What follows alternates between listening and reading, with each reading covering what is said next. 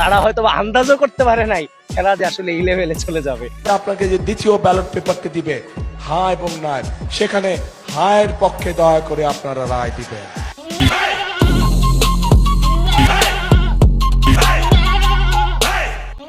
আমি কি তোর মারা খেলা কোন দিকে চলতেছে পাবলিক, জনগণ প্লাস বিএনপি নিজেও জানে না। কয়েকদিন আগেই বিএনপির নেতাকর্মী সহ সবাই বলেছিল গণভোটে না ভোট দেওয়ার জন্য।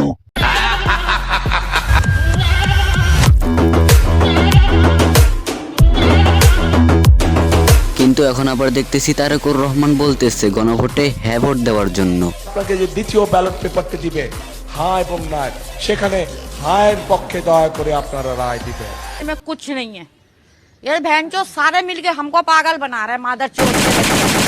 মূলত তারা দেশটাকে নিজের ইচ্ছা মতো চালাতে চায়, নিজের মন মতো চালাতে চায়, যা ইচ্ছা তাই খুশি করতে চায়। আর তাই তারা বলেছিল গণভোটে না ভোট দেওয়ার জন্য। কিন্তু কিন্তু কিন্তু গণভোটে যদি তারা না ভোট দেয় তাহলে তাদের অনেকটা ভোট কমে যাবে। আর তাই তারা আবার বলল গণভোটে হা ভোট দেওয়ার জন্য। একটা কথা বলি রাসেল ভাই, বিশ্বাস করেন আগে যেমন আওয়ামী লীগের নির্যাতন সহ্য করছেন, এখন ঠিক বিএনপির একই নির্যাতন সহ্য করতে হইব।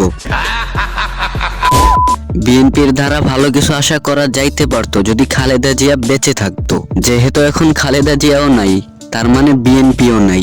আর বর্তমানে যে বিএনপি আছে তারা কি করতেছে সেটা আপনারা নিজের চোখ দিয়েই দেখতে পারতেছেন। অনলাইনে ঢুকলে বিএনপির কুকর্ম দেখা যায় অহরহর। আগে নির্যাতন করতো আওয়ামী লীগ, আর এখন নির্যাতন করতেছে বিএনপি। আর আমরা বাঙালি এদের নির্যাতন চুপচাপ বসে বসে সহ্য করতেছি। একটাবারে চিন্তা করেন আমরা কত দুর্ভাগ্য এবং কতটা ভুকাচোদা জাতি। বাট আমি আওয়ামী লীগ প্লাস বিএনপি এদের দুইজনের মারেই বুঝি।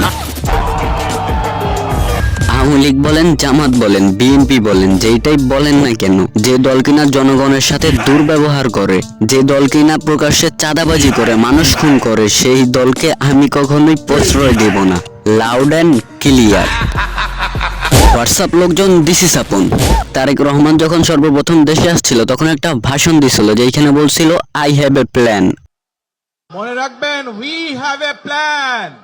এখন কথা হইছে তাদের প্ল্যান কি? তাদের প্ল্যান কি? তাদের প্ল্যান হলো চাঁদাবাজি করা, মানুষ খুন করা, গরিব অসহায়দের কষ্ট দেওয়া। তাদের প্ল্যান হলো এই দেশকে গণতন্ত্রের নামে মাফিয়াতন্ত্র বানানো। তাদের প্ল্যান হলো আওয়ামী লীগকে ফিরিয়ে আনা।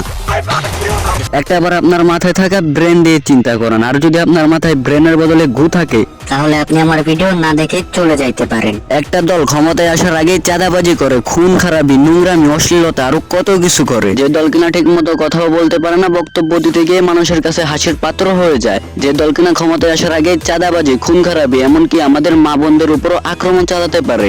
একটা আবার চিন্তা করেন ওই দল ক্ষমতায় গেলে কি করবে। আর সংগঠন করে দেখবেন শরিয়াত বিশ্বাসের তো কথা ব্যাপারটা নাই কোথাও। বাংলাদেশে ইসলামী কোরআন সুন্নাহর বিপরীতে শরীয়ত বিরোধী কোনো আইন প্রণীত হবে না। আমাদের সঙ্গে মৌলবাদের কোনো সম্পর্ক। আমরা কোরআন ও সুন্নাহর বাইরে কোনো আইন আমরা করতে পারি না। এটা আমাদের কমিটমেন্ট। আচ্ছা, এখানে তারাই বলতেছে যে তারা কোরআনের নিয়ম কানুন অনুযায়ী রাষ্ট্র চালায়, বাট এখন তারাই বলতেছে রাজনীতির সাথে কোরআনের কোনো সম্পর্ক নেই। নাউজুবিল্লাহ। যখন সারা সারা দিন তলোয়ার দিয়ে পোক দিব না, পুটকি দিয়ে বেড়ায় যাবো। I am sorry.